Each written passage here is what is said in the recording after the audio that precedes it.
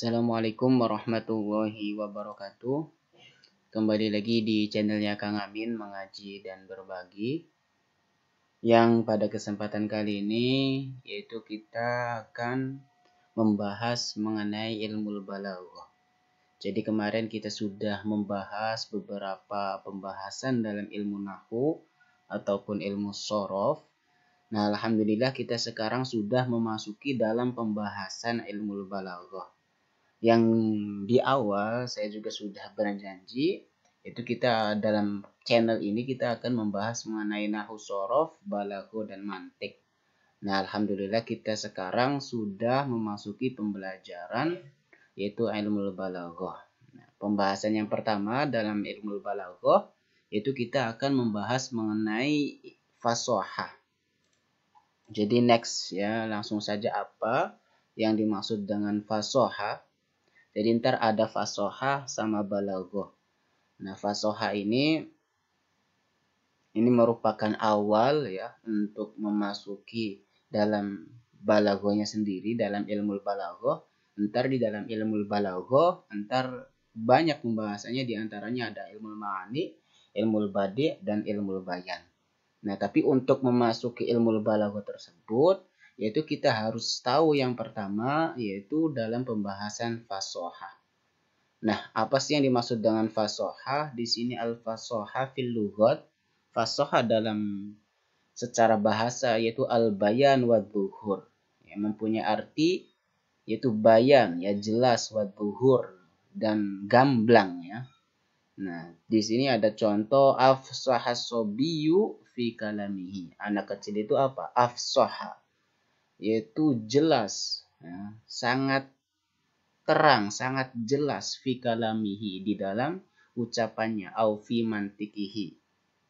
Ya, jadi anak kecil itu apa? Sudah fasih dalam berbicara. Nah, itu ya, fashoha secara bahasa yaitu mempunyai arti al-bayan wa dhuhur, yaitu nampak jelas. Oke. Nah, adapun secara istilah yaitu apa? Wa taqum fi istilahi, fashoha menurut istilah yaitu wasfan, ya, menjadi sifat lil kalimati terhadap kalimat wal kalam wal mutakallim. Jadi secara istilah fashoha itu apa? Menjadi sifat pada suatu kalimat, ya, menjadi sifat juga pada suatu kalam dan menjadi sifat pada mutakallim. Masih berkaitan ya dengan fashoha secara bahasa. Jadi fashoha secara istilah itu menjadi sifat, ya, sifat terhadap kalimat dalam artian ya kalimatnya harus jelas, ya, kalamnya pun harus jelas, dalam mutakalim pun harus jelas. Nah, kemudian fashoha ntar ada 3. Ya, di sini fashohanya syaratnya, fashoha bukan syaratnya. Fashoha itu ada 3. Yang pertama ada fashohatul kalimat, yang kedua ada fashohatul kalam, yang ketiga fashohatul mutakallim. Nah, fashoha tadi yaitu jelas, berarti jelas atau gamblang ya. Kalau misal fashohatul kalimat berarti jelas kalimatnya. Fashohatul kalam jelas kalimatnya. Ya, kalau misal kalimat itu huruf ya, kalau misal dalam bahasa Indonesia, kalam itu kalimat, fashohatul mutakallim, mutakallim itu orang yang menyampaikan, orang yang berbicara, mutakallim. Nah, kayak gitu, fashoha mutakallim. Nah, kemudian kita dalam pembahasan kali ini biar nggak terlalu panjang ya teman-teman, yaitu saya akan cukupkan dalam pembahasan yaitu mengenai fashohatul kalimat saja dulu. Nanti pertemuan berikutnya mengenai fashohatul kalam dan fashohatul mutakallim. Oke, fashohatul kalimat itu apa? Yaitu salamatuha min tanafuril huruf. Ya, yang dimaksud dengan fashohatul kalimat yaitu selamatnya. Selamatnya apa? Selamatnya kalimat dari tanafuril huruf, yaitu susahnya apa? Susahnya untuk apa sih? Huruf yang susah untuk diucapkan, tanafur. Wa mukhalafatul qiyas, dan ya tidak sesuai dengan kaidah, berbeda dengan kias Arabi ya. wal ghuraba dan asing.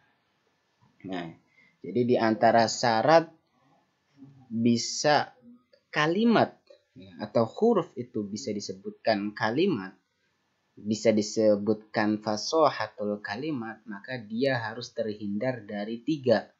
Yang pertama tanafurul huruf, yang kedua mukhalafatul qiyas, yang ketiga yaitu ghorobah. Jadi yang pertama tadi tanafurul huruf itu apa? Wasfun lifil kalimat. Itu merupakan sifat terhadap kalimat yang apa? Yang yujibu thiqalaha. Ya, yang sifat itu menjadi berat ala lisan terhadap lisan wa usran nutqi biha dan susah untuk diucapkan.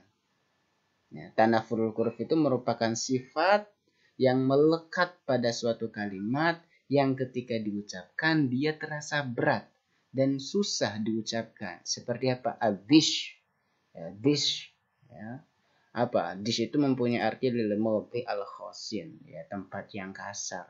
Hu khu'u. Hu khu'u. Hu khu'u. Kemudian ada ini linabati tar'ahul ibil, yaitu tanaman yang dimakan onta. Hukhu'u.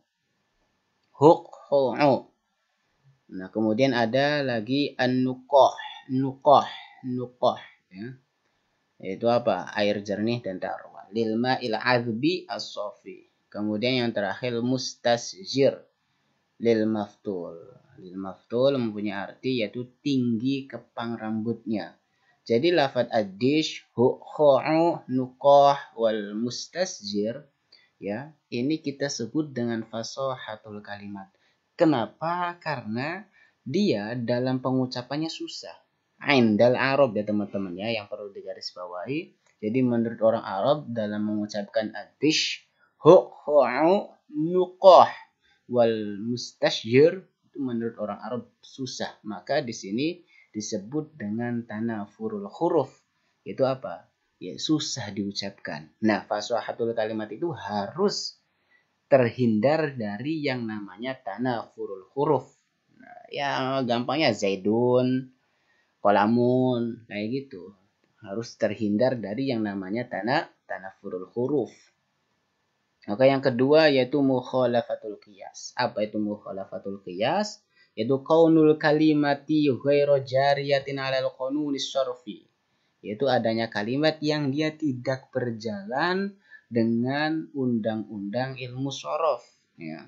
Jadi kan di dalam ilmu shorof yaitu mengatur dalam i'lalnya tersebut, ya, dalam kaidahnya, dalam gramatikalnya. Nah, dia tidak memakai apa? Qanun sorfi. Nah, kayak gitu. Lafadznya dia tidak menggunakan kaidah ilmu sorof. Seperti apa? Kajam'i buqin. Seperti jamaknya lafadz buk itu apa? Bukot.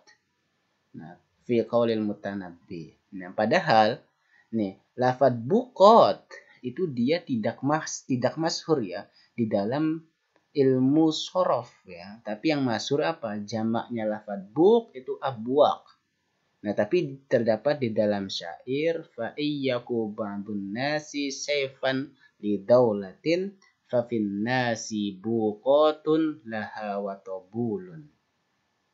Jika sebagian manusia menjadi pedang, jika fa'in ba'dun nas, jika sebagian manusia yaku sayfan menjadi pedang, negara li daulatin fa fin nasi buqatun.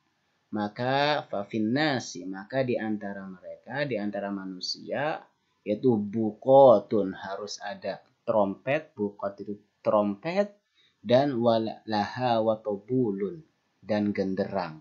Nah, bukot di sini kita sebut dengan mukhalafatul qiyas. Kenapa? Karena dia dalam jamaknya ya tidak sesuai dengan umumnya qanunus sorfi, yang mana pada qanunus sorfi dia menggunakan lafadz abwaq. Nah, makanya di sini lafadz bukot yaitu disebut dengan mukhalafatul qiyas. Dan fasohatul kalimat yaitu harus terhindar yang namanya mukhalafatul qiyas. Ini contoh yang pertama ya. Contoh yang kedua ada alhamdulillahil aliyil ajlali. Nah, di sini ajlali. Al-wahidil fardil qadimil awwali. Nah, segala puji bagi Allah yang maha tinggi lagi maha agung. Segala puji bagi Allah yang maha tinggi lagi maha agung, al-ajlal, al-wahidil fardi, yang esa, maha kekal, al-qadimil awal, lagi maha permulaan. Nah, di sini al-ajlal di sini yaitu yang kita harus garis bawahi ya teman-teman, karena yang sebenarnya misal dalam kaidah idgham yaitu harus diidghamkan al-ali al-ajalli. Nah, tapi di sini dia menggunakan al-ajlal dalam artian dia tidak tidak mengikuti kemasyhuran dalam qanun sorfi. Makanya disebut dengan mukhalafatul qiyas. Nah, fasahatul kalimat itu apa? Yaitu harus sepi dari yang namanya mukhalafatul qiyas. Ya, dalam artian fasahatul kalimat harus selaras, harus sesuai dengan sesuai dengan kaidah sorfi. Oke, itu yang kedua. Yang terakhir dari fasahatul kalimat yaitu apa? Ada ghorobah. Ghorobah itu apa? Kaunul kalimati ghairu dhahiratil makna. Itu adanya kalimat yang dalam maknanya itu tidak jelas. Ya, dalam maknanya dia tidak jelas. Kalimat dia pastinya mempunyai makna, tapi maknanya di sini ghorobah, asing, ya, tidak jelas. Seperti apa? Lafad ka'a. Nah, yaitu mempunyai arti ijtama'a, kumpul. Wa ifrongko'a, yaitu mempunyai arti insorofa, bubar, ya. Wa talahomma, bimana istadda banget, ya.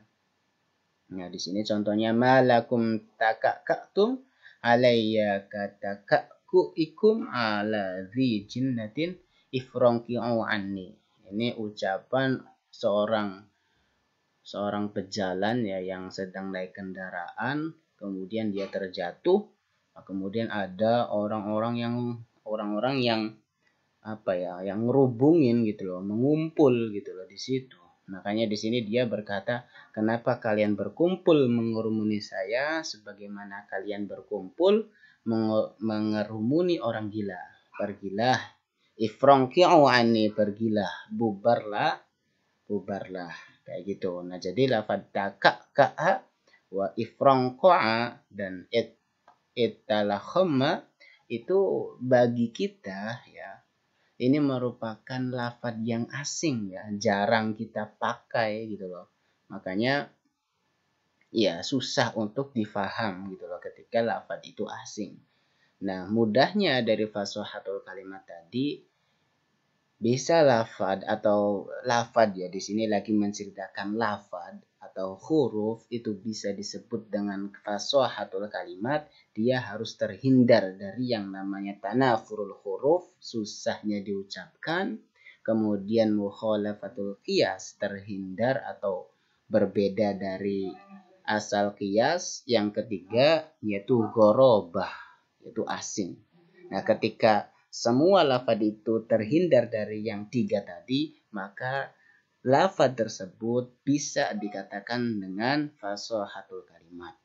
Mudah-mudahan ada manfaatnya. Jangan lupa like, komen, dan subscribe. Kurang lebihnya mohon maaf. Akhirul kalam, wassalamualaikum warahmatullahi wabarakatuh.